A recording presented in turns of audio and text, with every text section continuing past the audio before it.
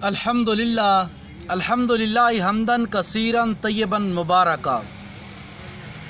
आज हमारी वीडियो का अहकाम मैयत क्लिप 5वां है और चौथे क्लिप में हमने जो बात जहाँ से वक़्त की किल्लत की वजह से छोड़ी थी वो तीसरी बात ये थी कि दफन कफन में जल्दी करनी चाहिए या देर। हज़रत तलहा बिन बरा रज़ी अल्लाह तआला अन्हु के मुताल्लिक़ अबू दाऊद शरीफ में हदीस है कि जनाब हज़रत तलहा बिन बरा रज़ी अल्लाह तआला अन्हु बीमार हुए। जनाब रसूलुल्लाह सल्लल्लाहु अलैहि वसल्लम उनकी इयादत के लिए उनके घर तशरीफ़ ले गए। प्यारे पैगम्बर सल्लल्लाहु अलैहि वसल्लम ने उनकी हालत को नाज़ुक पाया तो आक़ाए दो जहां सल्लल्लाहु अलैहि वसल्लम ने प्यारे मुक़द्दस अल्फाज़ों में ये कहा कि मुझे ऐसा लगता है कि इनकी वफ़ात करीब आ चुकी है।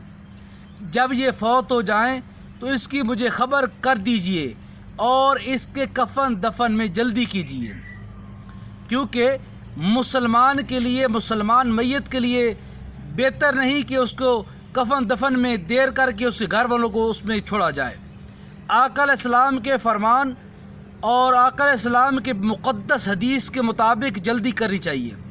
एक और हदीस मारिफुल हदीस में हज़रत अब्दुल्लाह बिन उमर रज़ी अल्लाह तआला अन्हुमा फरमाते हैं कि मैंने रसूलुल्लाह सल्लल्लाहु अलैहि वसल्लम से ये सुना है, प्यारे पैगम्बर सल्लल्लाहु अलैहि वसल्लम ने फरमाया, मुसलमान मैयत को कफन दफन में जल्दी करके जल्द अज जल्द उसको मकाम पर पहुँचाना चाहिए, देर नहीं करनी चाहिए। दोस्तों, इसके बाद मैयत के लिए हुक्म होता है कि उसके कफन दफन, उसकी खुशबू का इंतज़ाम किस तरह किसकी ज़िम्मे होगा। सबसे पहली बात यह है कि मैयत जो तरका छोड़ेगा, जो विरासत छोड़ेगा, उसकी विरासत में से, उसकी तरके में से उसके लिए कफन दफन और खुशबू का बंदोबस्त किया जाएगा। अगर मैयत गरीब था और उसके तरके में कोई चीज़ बाकी नहीं तो उसके बाद वो ज़िम्मेदारी उन लोगों के पे ज़िम्मे होगा जिन लोगों की ये परवरिश करता रहा, जिन लोगों पे इसने खर्च किया होगा, उनकी ये ज़िम्मे होगा कि वो उसके कफन दफन का बंदोबस्त करेंगे। अगली बात, इसने किसी पे खर्च भी नहीं किया और इसके वरसा भी नहीं है तो फिर उसके बाद हुकूमत के ज़िम्मे होगा कि हुकूमत वाले बैतुल माल में से, सरकारी ख़जाने में से इसका बंदोबस्त करेंगे।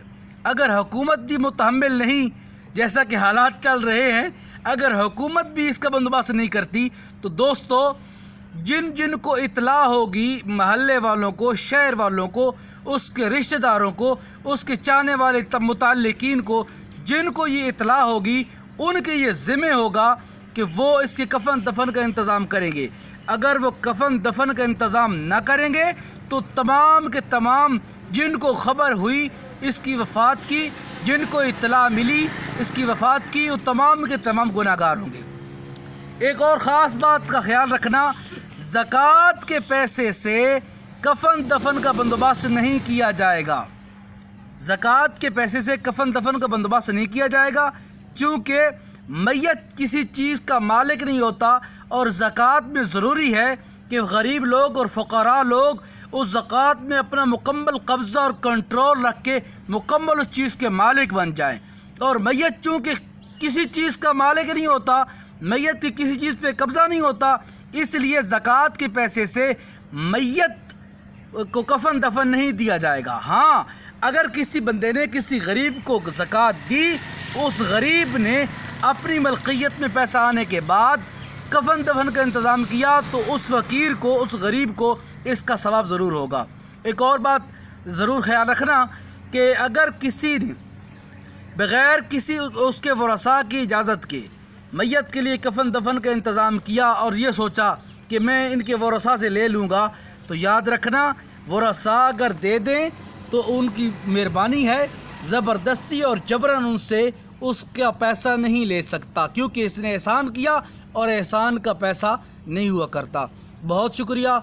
अस्सलामु अलैकुम वरहमतुल्लाह।